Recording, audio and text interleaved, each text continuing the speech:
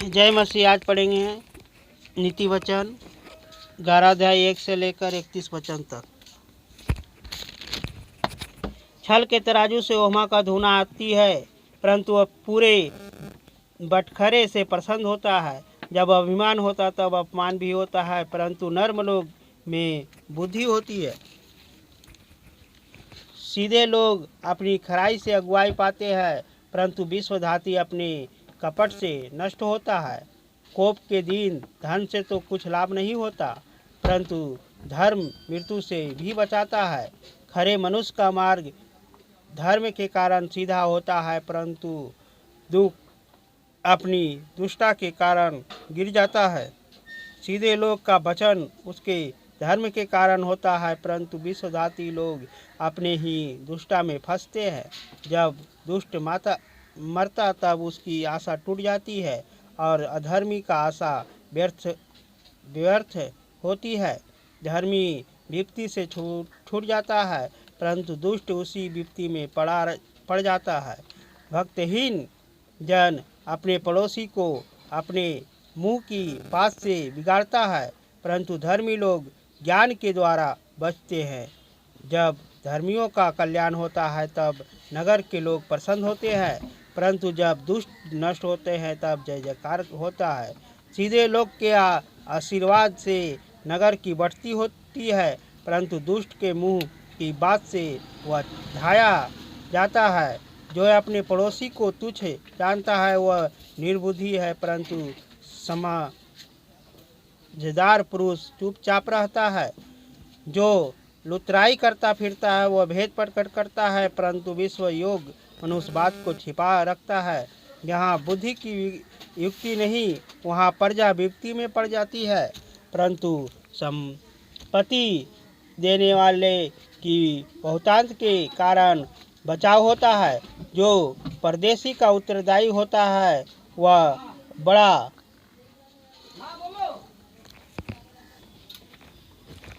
अनुग्रह करने वाली स्त्री प्रतिष्ठा नहीं होती है, और उग्र लोग धन को नहीं देखते।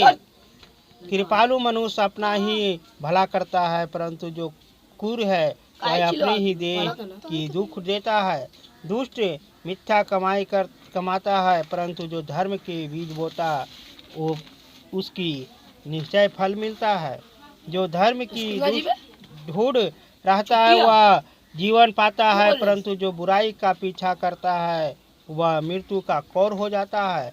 जो मन के टेढ़ है वह उनसे योग को धूल ना आती है, परंतु वह खरी चाल चलने वालों से प्रसन्न रहता है। मैं दुष्टता के साथ कहता हूँ, बुरा मनुष्य निर्दोष ना ठहरेगा, परंतु धर्मी का यश वंश चलाया जाएगा। जो सुंदर स्त्री विवेक नहीं रखती वह थूथन में सोने के नथ पहने हुए सुअर के समान है। धर्मियों की लालसा तो केवल भलाई की होती है, परंतु दुष्ट की आशा का फल क्रोध ही होता है।